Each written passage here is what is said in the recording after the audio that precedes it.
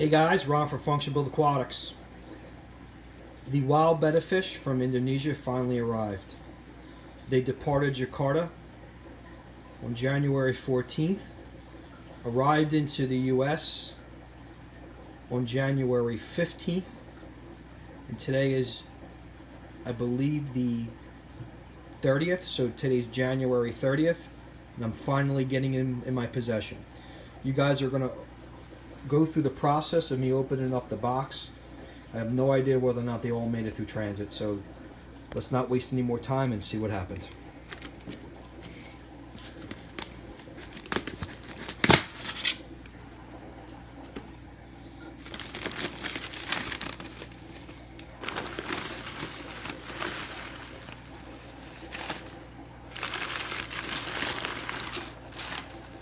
We have swimmers. So let's check out and see what we have. Ah, yes. Unimaculata.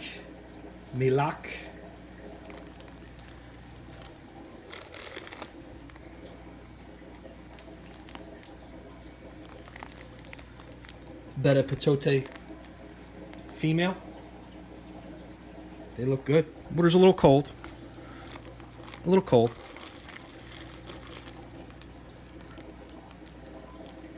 Another Unimac.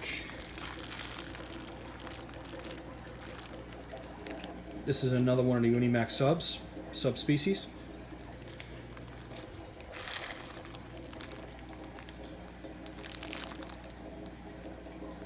Unimaculata female.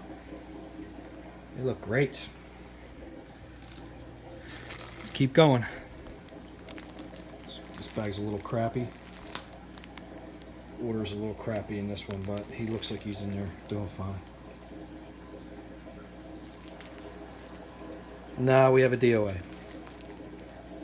Okay, so we have a DOA. The petote male died. One DOA. And we have a Unimac Waha. So we have one loss out of the 3 pairs. And guys, we don't even have one single heat pack in here. Not one. Not one single heat pack. So here's one heat pack.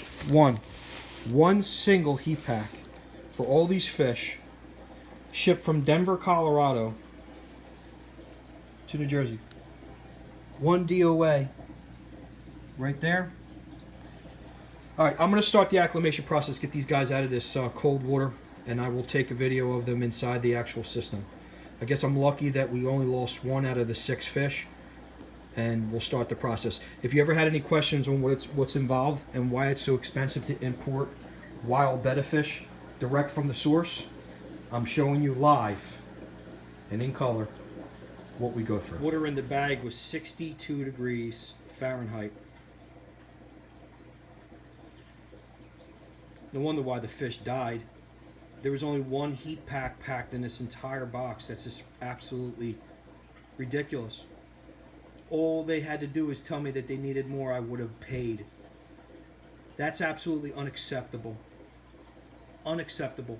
And the fact that I think I'm probably going to wind up losing the other fish too, because they're already showing more than normal, more than what I would consider to be signs of stress. The other petote male, the petote female, is basically barely hanging on. So this is uncalled for. Okay, guys, I just finished floating the bags in the main tanks for about 30 minutes, so their individual temperatures can go from 61 degrees closer to the 75 degrees I currently have the setups at. I let that go for 30 minutes. Now I'm starting my drip process. I also just put a few drops of prime in each container to help dilute some of the nitrate and ammonia that built up while these fish were in transit. I'm convinced that the main reason why the male petote passed away was the fact that the temperature was 61 degrees Fahrenheit. It could have been actually colder than that at some point during transit.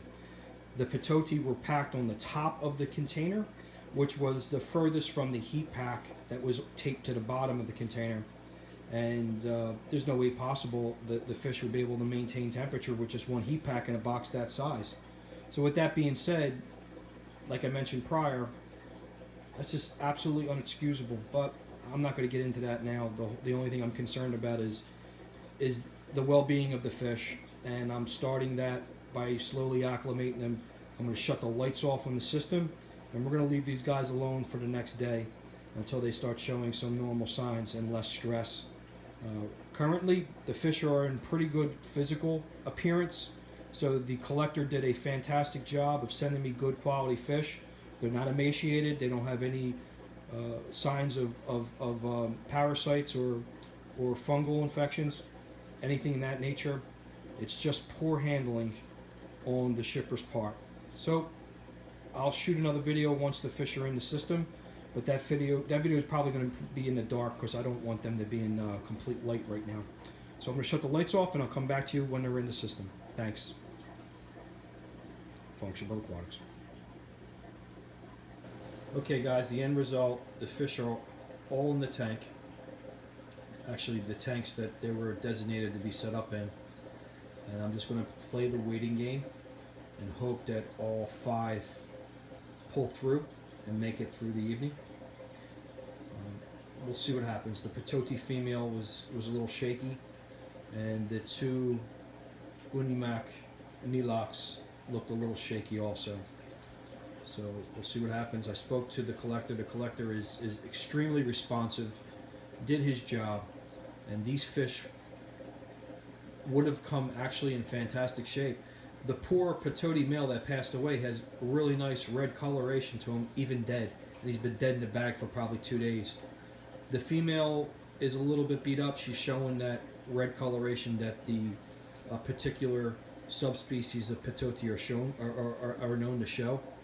But this is the last video of this situation, and I'm probably not really going to discuss it any further on videos. But this is the hassle, risks you take when you bring in fish internationally. But sometimes this is the only way to get the fresh bloodlines and to get true wild fish, is to take these shots, these chances. You know, I've never had any problems with collectors. Collectors have always done exactly what they said they were going to do. I've dealt with 4 different collectors in the 5 to 6 years I've been bringing fish in. Sometimes FedEx and UPS are the issue in regards to shipping. They always have excuses of why things do not arrive on time. I understand it. Logistically, it must be a nightmare to handle shipping all over the world. But when fish left a location January 14th and arrived in the United States on January 15th, and it's now January 30th, and I physically had to drive myself over to FedEx to meet the package instead of it continuing its delivery. The fact that I only lost 1 fish is probably a miracle, and if I get through this evening without losing any more, it'll be another miracle.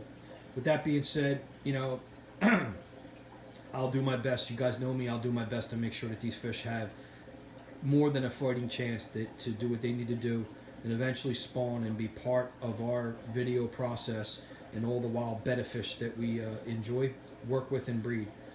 If you guys know me, you know I'll do whatever I have to do to get it done.